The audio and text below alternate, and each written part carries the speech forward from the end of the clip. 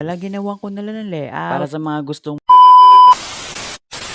ito nga sa video nga na to guys ay gumawa ulit ako ng isang ambigram. Challenge ko yung sarili ko sa mahirap na pangalan. Sa bawat letra nga po pala dito, ang tagal kong pinag-isipan. Yung ginawa ko nga po pala dito ay isa sa mga sikat na influencer. At napakagaling pa na dancer. Yes! Walang iba kundi ang nag-iisang Wamos Cruz. Dito nga guys, iuunahin na muna natin yung pinakaunang letra. Siyempre yung W na kailangan pag binaligtad ba siya sa letrang Z. Dito pangalan sa umpisa parang bumaliktad na rin yung utak ko. Kung titignan nyo nga dito, parang ang bilis lang. Pero yung totoo niya, nakailang ulit din ako bago ko makuha. Dito naman guys, ay susunod na natin yung H tsaka U. Eto naman yung pinakagusto ko. Kasi nga ito yung pinakamadali sa lahat. Yung letrang H pag binaliktad, U na kaagad. Ay naku naman, yung utak ko parang hindi naman pinagpawisan. Yung isusunod naman natin dito, yung A tsaka R pag binaliktad. Nahirapan din ako dito guys kung paano ko to gagawin. Pero buti na lang nagawa ko siya ng simple lang.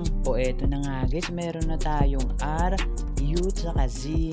C na lang yung kulang para mabasa na rin yung Cruz. Ay naku naman guys, dito na ulit mapipigay yung utang ko. Yung paano ko kaya gagawin yung M na pag binaliktad ay magiging letrang C. Eto na nga guys, so umpisa na muna natin sa M. Bahala na yung C kung paano natin siya maipapasok. Pero eto na nga guys, nagawa na natin ng paraan. At dire-diretso na tayo dun sa susunod na letra, yung U na kailangan pag binaliktad. Basa na sa letrang S. Isa rin to sa mga nahirapan talaga ako. Pero kahit pa paano, nagawan ko talaga ng paraan. Lahat naman talaga nasusolusyonan. Lalo na kapag gusto mo yung ginagawa mo. Dito nga guys, kaka-voice over ko ay hindi ko na napansin na meron na pala tayong Cruz. Umabot na pala tayo sa kalahati. Uulitin na lang natin kung paano natin ginawa yung mga letra kanina. Kaso nga lang, mahirap pa rin kasi gagawin natin ito na nakabaliktad. Sa mga nagtatanong, ito nga po pala yung ambigram. Yung nababasa pa rin po yung letra upside down. Ginagamit po ito sa mga logo. Pero yung kadalasan sa mga tattoo. Napaka-unique naman po kasi sang tingnan. Lalo na kung na-finalist niyo yung layout. At lalo naman po kung pangalan nyo yung nakasulat. E di mas lalo kayong mag-e-enjoy. Comment down below na lang po sa mga gustong magpagawa. Susubukan po natin baka sakaling makaya. Maganda po ito sa pangalan ng mag-asawa. Yung iba naman pangalan ng anak nila. Kadalasan din naman ginagamit sa mga inspiring words. Susubukan nga natin sa susunod. Pero matanong ko nga kayo guys, okay na ba yung ginagawa ko?